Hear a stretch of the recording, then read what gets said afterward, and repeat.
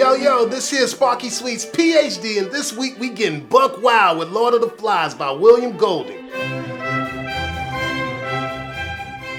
This book stars when a G5 full of prissy British boys crash lands on a remote island in the Pacific. Among the survivors be homies Ralph, Piggy, Jack, and Simon. In order to get them boys in line, Piggy and Ralph snag a big-ass shell that they can use to holler at their boys and talk business. They call this shell the conch. Now all these kids appoint my boy Ralph as the leader and lets Jack be the headhunter. At first, Jack be too much of a bitch to kill for food, but soon enough, this gangster busts his cherry and gets some of that good pork. All the while, the youngest be acting scared cause some little fool says he saw a monster, but Ralph be all like, chill, shawty. That shit's all in your head, son. Then one day, Jack rolls up to camp, blows the conch, and says that he saw the beast with his own eyes, and that Ralph ain't got the balls to be the leader. Ralph say, boy, who you think you talking to? And Jack be like, look, if y'all want some of that bacon, y'all gonna have to leave Ralph's posse and join my new crew straight up. So Jack and his crew shank another pig and impale his head on a stick as an offering to the beast.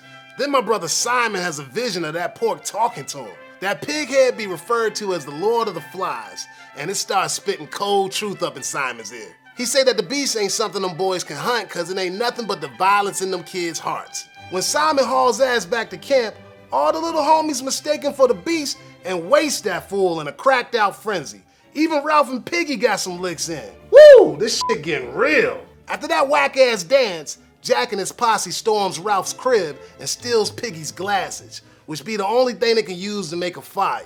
Ralph just ain't having it with this hunky Jack, so Ralphie boot up and starts brawling with this fool.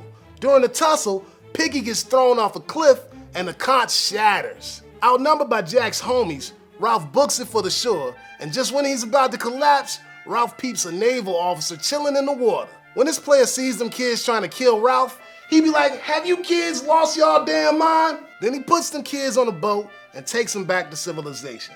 But their innocence is long gone. All right, listen up, Playboy. This book be an allegorical effort to take all the fucked up shit about society and find its origin in human nature. By watching these little white boys lose their mind, we reminded of humanity's capacity for evil and how man-made moral systems be straight up superficial. You wanna know the wackest irony of all, my man? Even though adult life may look all righteous once that Navy player drops in, the truth is that soldier be smack in the middle of a war. In fact, that fool was trying to get the drop on his enemy when he found these kids. So the real tragedy up in here is that ain't nobody to save civilized humanity from their violent nature neither.